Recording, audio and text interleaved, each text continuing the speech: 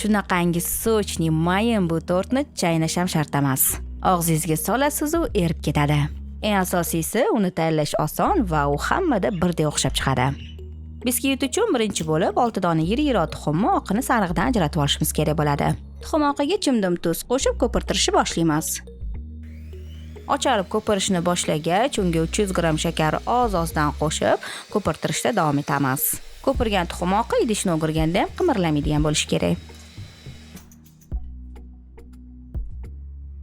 Endi bunga tuxum sarig'i, 120 ml dan sut va o'simlik yog'ini qo'yib, mikserni past tezligida nomiga 10-15 sekund mikserlab olamiz. Endi eliga 240 gram oliy navli sifatli turon uni, 2 choy qoshiqdan razrixli tel va vanilin shakarini solib, 2 marotabaga bo'lib, tuxumli massaga lopatkada pastdan tepaga qumoqlarni qoldirmasdan aralashtirib olamiz. Tayyor bo'lgan biskvit xamirini oldindan tayyorlab qo'yilgan 30 ga 24 sm lik qolipga tekislab qo'yib, ortiqcha havolarni chiqarib olishimiz kerak. Biskvitimiz oldindan 170 darajada qizib turgan, tepa past yoqilgan rejimli duxovkada usti qizarib pishgunicha taxminan 35, uzog'i 40 daqiqa pishiriladi.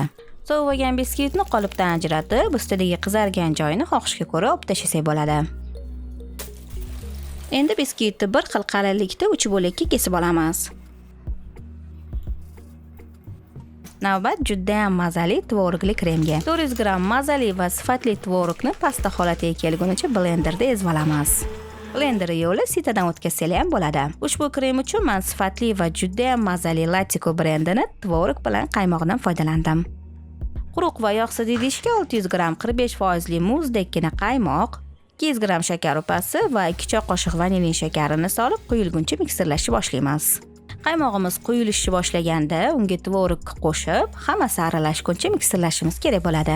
Juda ham mazali, quyuqqina tvorogli kremimiz tayyor. Endi tortni yig'ishni boshlashimiz mumkin. Kremimizni 3 ga taqsimlab, birinchi biskvit ustiga bir qismini suramiz, so'ng ustiga malina sepib, yana nomiga krem surib chiqishimiz kerak. Ketidan keyingi biskvitni qo'yib, shu ketma-ketlikda tort yig'ib olinadi. Oxirgi qolgan kremni tort usti va yonlariga surib chiqishimiz kerak. Tort beziga uchun men krem chizli krem tayyorlab oldim. Ushbu kremdan o'zimizga yoqqan nasatka bilan tort ustiga gulla chiqarib, usti va yonlariga kokos qirindisidan sepib chiqamiz.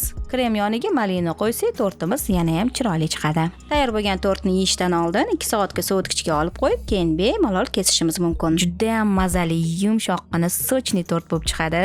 Ushbu tort mehmondorchilik va tug'ilgan kunlar uchun ayni muddao. Bu osongina va hammada o'xshab chiqadigan retseptlardan biri. Albatta tayyorlab ko'ringlar, barchalarga tavsiya qilaman.